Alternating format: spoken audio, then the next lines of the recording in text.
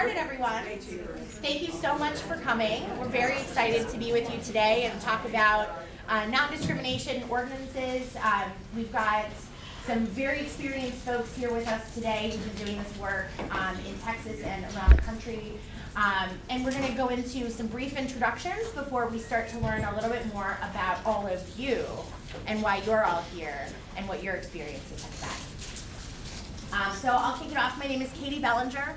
I'm the Chief Operations Officer from Freedom for All Americans. We are the new national LGBT non-discrimination campaign.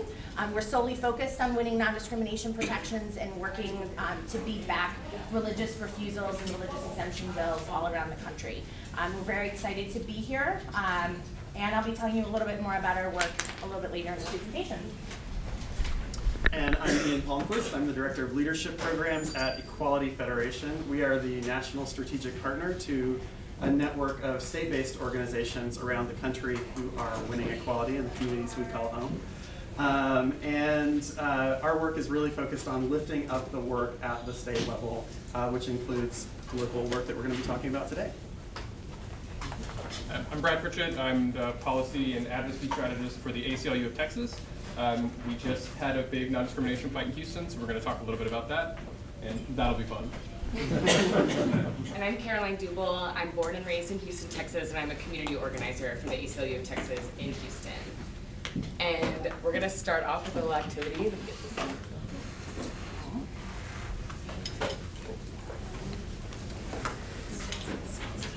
Okay, so I was going to have y'all do stand up, sit down, but these chairs are a little wonky.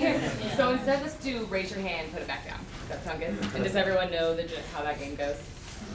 Yeah, okay. So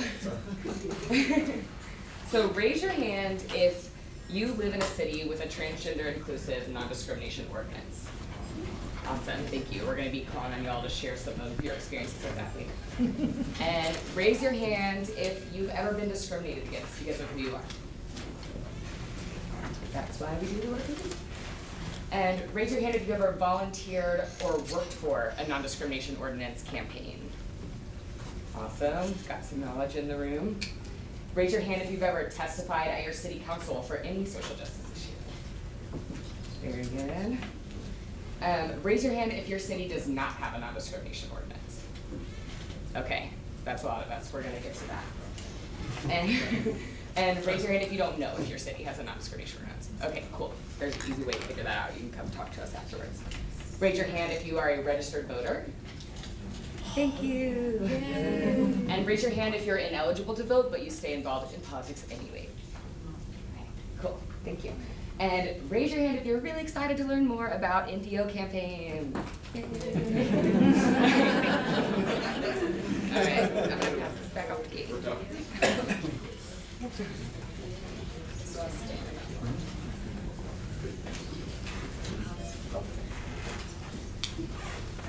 Sorry, fail on the remote while doing the microphone. Here we go. All right, so I want to talk with you a little bit about this sort of state of non-discrimination all around the country. So high level, broad stuff before we dig in more to some of the municipal work around the country, and then talk more specifically about Houston and what happened in the lead up and the eventual campaign last fall.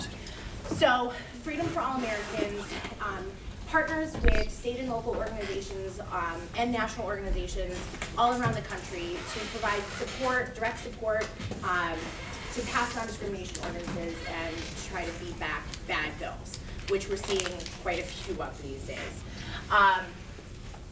Right now, there are 0 federal laws protecting LGBT people in this country, and there are 28 states that have 0 protections. I am actually from Wisconsin, which you'll see on this map in blue. We were actually the first state to pass a non-discrimination law in the country back in 1982, but it was sexual orientation only.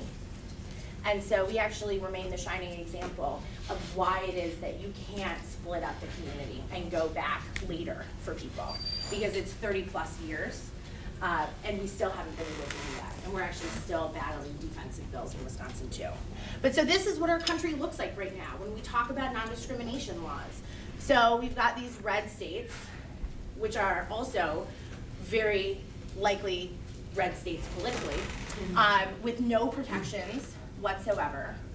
We've got a couple of exceptions here, blue states, that have some limited protections, like Wisconsin, like New York, Massachusetts, New Hampshire. So we've got a couple of places where some work has been done, but more work is needed. And then we have, and then Utah, where there's some interesting exemptions in Utah. But then we've got all the gray states, where we do have statewide protections, which are not many when we look at this map. So there's a lot of work to be done here.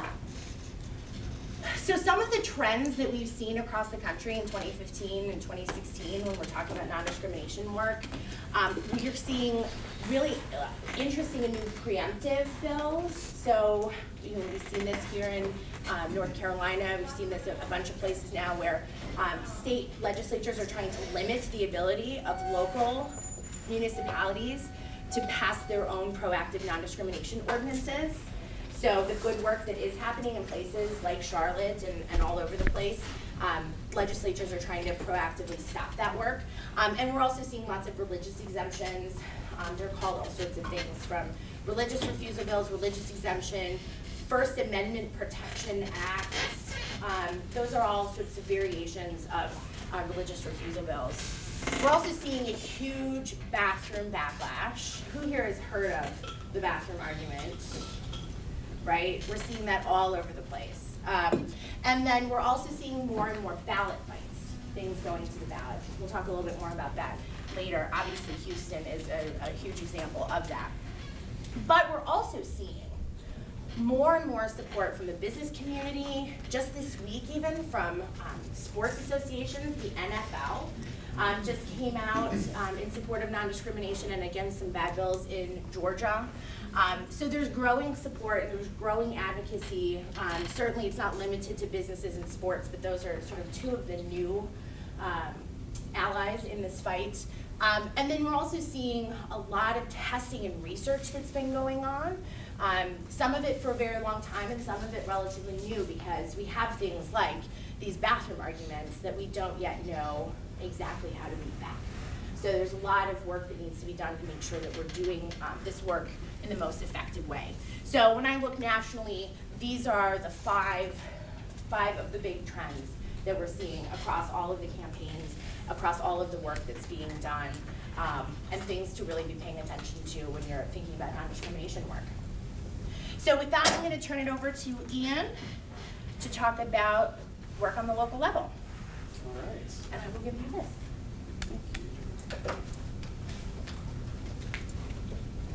Set up here. So, we've seen more and more work around local non-discrimination ordinances in the last few years, and we've won some and we've lost some. And so last fall, the Federation decided that we wanted to really take a look at some recent campaigns and try to see if we could draw out some lessons learned from across those campaigns. So we interviewed over 50 people who worked on 5 campaigns, some that won, some that lost. All of these were in the last 3 years. So we started by looking at Royal Oak, Michigan, which won, Pocatello, Idaho, which won, and then Fayetteville, Arkansas, Springfield, Missouri, and Houston, of course, which we're going to get into some more depth about later. And so we talked to folks in all these communities, and we were trying to draw out what are the lessons learned going forward for folks who are thinking about moving a municipal non-discrimination ordinance. And I can't get into the really compelling stories of all of these 5 campaigns today. So I'm just going to focus on the recommendations at a fairly high level. And I just want to say up front, if you are thinking of starting a non-discrimination campaign in your city, please reach out to us. We have a lot more lessons learned that are a little finer grained than I'm going to be able to share today. But this will give you some of the key takeaways that we felt were really important, both for state and national and local leaders who are working on these sorts of campaigns. So our first recommendation, and this is the very most important one that I want you to take with you, is consider very carefully before passing a law through your city council whether it could face repeal at the ballot. Our rule of thumb now is that if you live in a city where there is a mechanism for citizens to put an ordinance on the ballot for repeal, assume that that will happen. Our opposition is so organized at this point, and we're seeing so much pushback on non-discrimination, particularly after the wins around marriage, that we really need to assume in almost every circumstance that if it can go to the ballot, it probably will go to the ballot. And so you want to start with that assumption from the beginning of your campaign.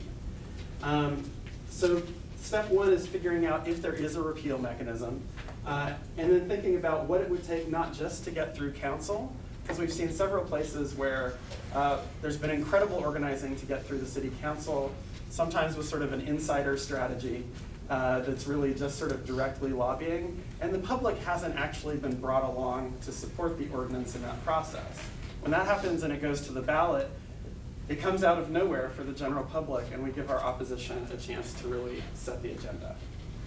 So this doesn't mean that we should never engage in local non-discrimination campaigns. It means that we should really do our homework before we try to get that vote in city council. Plan the full campaign from the beginning. So this is what I'm saying. It's just saying we want to think about all of the steps. What is it going to take for us to succeed at the ballot, and how do we start doing that, perhaps even before we have a conversation with anyone on the city council?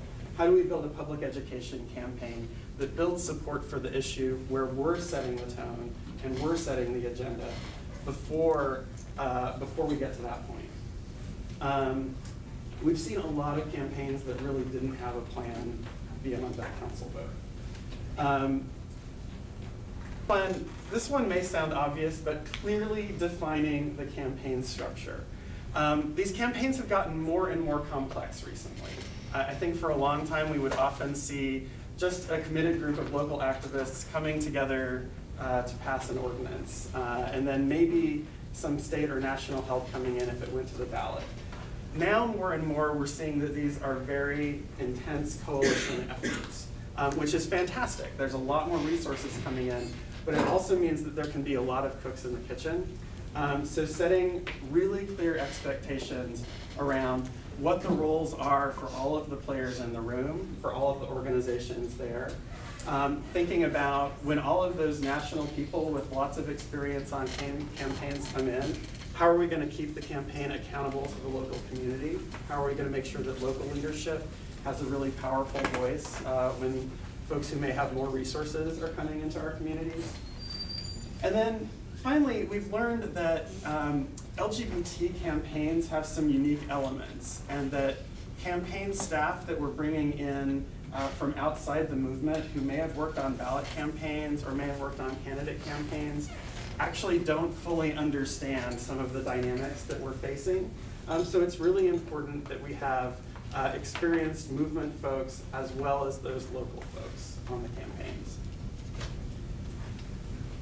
We want to frame the issue before our opponents. I think we'll hear some about this from Houston, maybe a little, where we've seen very often that we haven't done enough to bring the public along. And the first thing that most people who aren't really paying attention to what city councils are doing, the first thing that they hear about some of these campaigns is no men and women's restrooms. And if that's the first thing they hear, we have so much work to do to bring them back to our side. So we have some really good, clear, positive messages that we know help get people on our side. We need to be really aggressive about getting those out there from the very beginning, and correcting and countering every bit of misinformation that's coming from the other side. This one is really key. Transgender leadership and engagement is absolutely critical in these campaigns. We know that our opposition is consistently using transphobia as really a wedge issue to attack these non-discrimination ordinances. And too often, we haven't done the homework to really get trans people engaged in really significant roles in our campaigns. And we need trans spokespeople, we need experienced trans folks on staff, we need trans people at the table from the very beginning of the campaign and not brought in as an afterthought. This isn't just about doing the right thing, it is about how we win. We also need to engage the entire community before, during, and after the campaign. One of the things we've seen is as campaigns ramp up, it can get very intense and the campaign can become a bit of a bubble.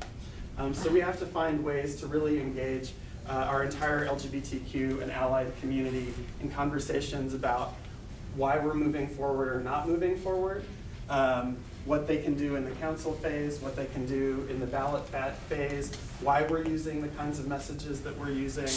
And then after the campaign, win or lose, really engaging the community in what the next steps are. Because we've seen times where campaigns come to an end and there's no next step and there's no follow-up, and communities, particularly if there's a loss, but not always, even sometimes in the case of a win, there's a lot of hurt feelings, there's a lot of damaged relationships, and there's really a need for healing and finding those next steps. And then finally, don't underestimate the opposition or overestimate our support. What we're finding is that we have to spend a lot more money than our opposition to win. So just because it seems like they're not raising a lot of money, or they don't seem to have a very visible field campaign, they have church networks, they have a built-in audience through churches and through conservative radio, where they can get their message out to a lot of people who are paying attention very inexpensively. So just because you aren't seeing what your opposition is doing doesn't mean that they're not there and they're not working very hard against you. And then the flip side is not overestimating our support. And this is where I want to really caution you about what polling numbers mean on non-discrimination right now. If you do a poll almost anywhere in the country, you're going to get 60, 70, 80+% support for non-discrimination if you just ask, do you support non-discrimination ordinance in very basic terms. We know that anytime we've gone to the ballot, we do not come close to those initial numbers. In fact, even when we do polls where we expose people to an opposition message around bathrooms, even that often overestimates the level of support that we have. So as you're assessing whether to go to the ballot and how to plan a campaign, you want to be really thoughtful about what that polling data tells you. You want to make sure you have pollsters who really have experience and can understand, because it's a dynamic that a lot of pollsters simply don't have experience with if they haven't worked on this issue before. There are also other tools like voter models that we can look at that can help us get an assessment of what's possible to do. So this, I think, follows throughout the entire campaign. We have to work harder, many times harder than our opposition to win in most of the places where we're likely to face these ordinances. And we have to do everything we possibly can to identify our supporters, to persuade folks to come over to our side, and to turn them out on election day, because our opposition is incredibly motivated and incredibly easy to mobilize. And with that, I will turn it over to Caroline or Brad, whoever's first.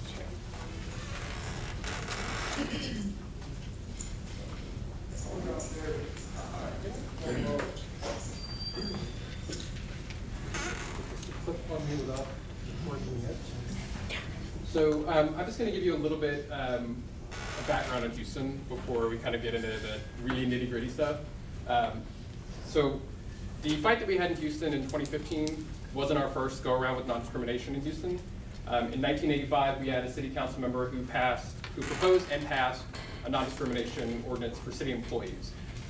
Opponents, many of the same people that we fought in 2015, gathered petition signatures in 1985, put it on the ballot, and it went down in flames. I mean, people came out and voted against it. It was all about morals, and it was terrible.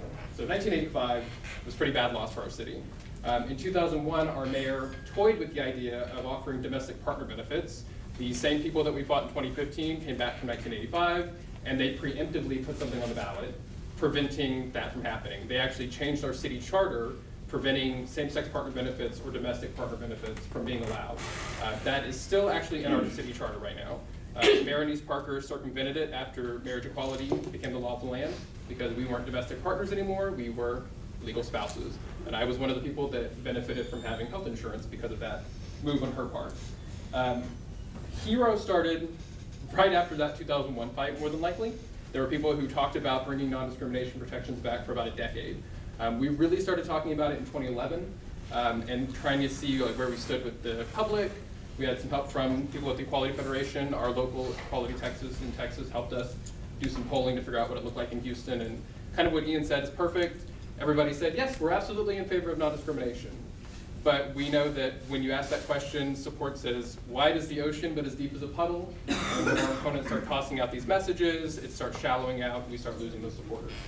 So for our fight in Houston, it really was kind of in 3 phases. We had our council phase, then we had the petition and the court phase, and then we had our campaign at the end. So for council, the way our city council is made up is we have 5 at-large council members who represent everybody, and then we have 11 district council members. And then the mayor has a vote as well. Our agenda is set by the mayor, so council members can't offer anything. The mayor has to decide whether or not to do it. We waited for a really long time to ask for non-discrimination from the city because we waited for Anise Parker to be elected once as mayor, then twice, and then a 3rd time. In her 3rd term, she decided she would actually take it on. So there are a lot of questions about how she did that process and how inclusive that process was. There was a group of people at a table at the very beginning of Talks About Hero that should have been a lot bigger. That table should have been a lot bigger. There should have been a lot more people at it than there were. I was one of the people at that table, and I don't even know why I was at that table, honestly, because there were a lot of people who looked like me at that table. So at the very beginning, when the ordinance was being drafted, it wasn't necessarily as inclusive as it could have been to help us build that coalition from day one that we needed to win in November of 2015. When it was at council, we did a really great job as grassroots organizers of council.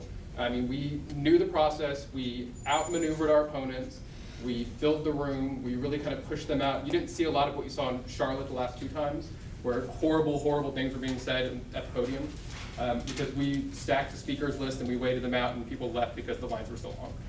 So we were really proud of ourselves and we were patting ourselves on the back because of council. And it passed at City Council. We did 5 public sessions.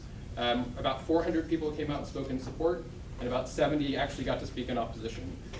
While we were taking that tack, our opponents were busing people in from the suburbs of Houston who couldn't even vote in the city, and having big rallies in front of City Hall and getting a lot of earned media.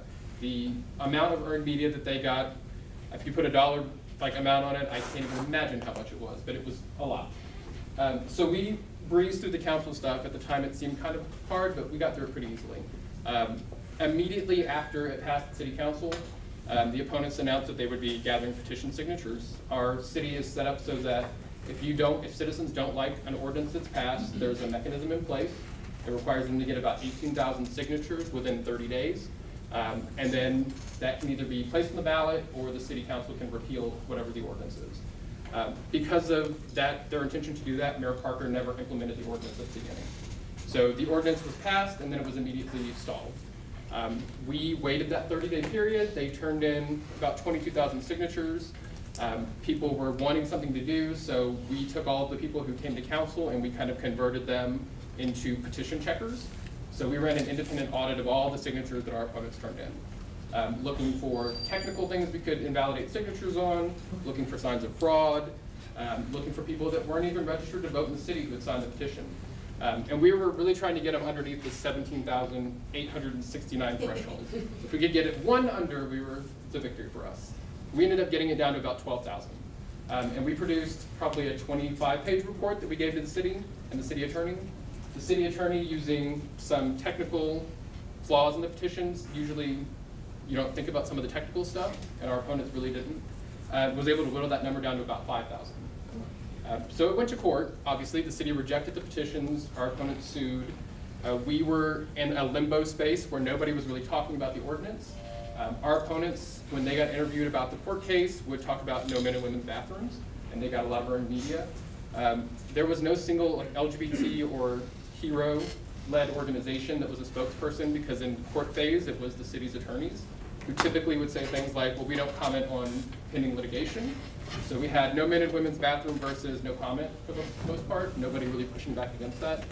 And that process drew out for 3 or 4 months. In the end, our opponents asked for a trial by jury, which was super unusual for an election case, but they got it. The jury went through every page of those petitions, just like we did, and they ruled in favor of the city. They said the petitions were invalid, it's not going to the ballot. Our opponents appealed that to the Court of Appeals in Texas, which is very conservative, which we knew we didn't have a good shot of. And then we were again in limbo. Nobody's talking about the ordinance except our opponents. While we were waiting for Court of Appeals to take up the case, with the clock ticking, we had an August deadline to make it to the ballot. So if we could get it past August, we could skip the ballot for November of 2015. While that was happening, the lead plaintiff in the case was the former chair of the Republican Party in our county, and he did an end run around the state Court of Appeals to the state Supreme Court, who took it up without public notice or hearing, and in July declared that the city had to either repeal the law or put it on the ballot. And there are some technical issues there, but the end of it is that elections really matter, and we elect judges in Texas to both the Court of Appeals and the Supreme Court, and we have a bunch of people who could get a phone call from the former chair of the Republican Party in Harris County, and probably didn't have a problem doing what they did. By the time we knew that it was going to the ballot, we had about 11 weeks to organize. So it was an uphill battle from that point on. By the time we had campaign staff and money, we had about 10 weeks. And then we did everything we could during that 10-week time period. And I could give you the things I think we did wonderfully and the things I think we did wrong, but at the end of the day, the thing we did wrong is we lost. But in losing, we also have given ourselves a lot of opportunities. That's the way I spend losing, by the way. It sucks to lose, and I know Caroline and I talk about PTSD all the time with this. But at the end of the day, we don't have a choice as Native Houstonians. Like, we got knocked down, so did people in '85, so did people in 2001, so did they in 2015 again.